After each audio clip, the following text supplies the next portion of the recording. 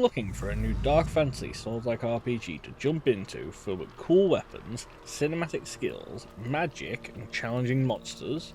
Then we have good news. We recently tried out a preview for the upcoming game, The Relic First Guardian, as we explored its open world, fought numerous monsters both easy and hard, as we experimented with the various weapons and abilities that accompanied them.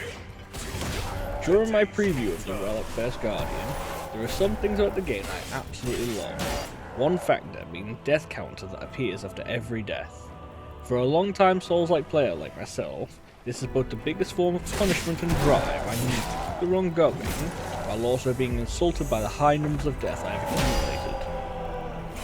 When it comes to adventuring the game world, I have a lot of fun because there's plenty to see with hundreds of threats awaiting around each corner. Even during my playthrough, I have managed to find a fair few bosses within the game that have brought with them their own challenges that allow me to perfect my dodges, parries, and even pushing back for counterattacks. In terms of the challenge regarding combat, I personally have found the game to be very balanced when it comes to combat, as it is entirely possible for any level of enemy to defeat you, while the same is true of you being able to beat any enemy. Unlike a regular Souls-like, there is no leveling system. You are instead reliant on your weapons, your armor, and your relics in order to boost yourself higher and higher so that you can survive the onslaught of enemies coming your way. The big detail that makes the Relic First Guardian unique amongst the Souls-like brethren is that when fighting, you do not use stamina to attack your opponent.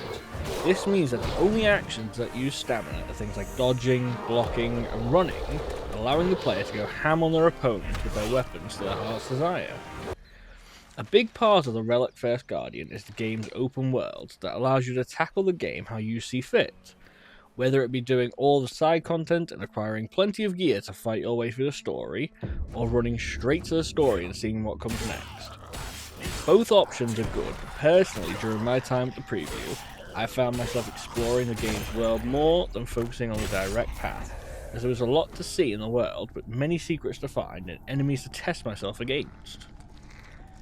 One thing I found irritating regarding the Relic First Guardian, which is also an annoyance within the gaming industry, is how the player character uses magic for absolutely everything.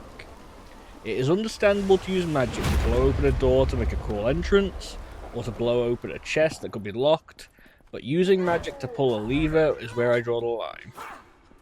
For those who are looking forward to the Relic First Guardian, we have good news for those who are playing PlayStation 5 and PC, as the game is set to release on July 31st this year, but for those who are playing on Xbox Series XS and Nintendo Switch, a reveal date is still yet to be announced.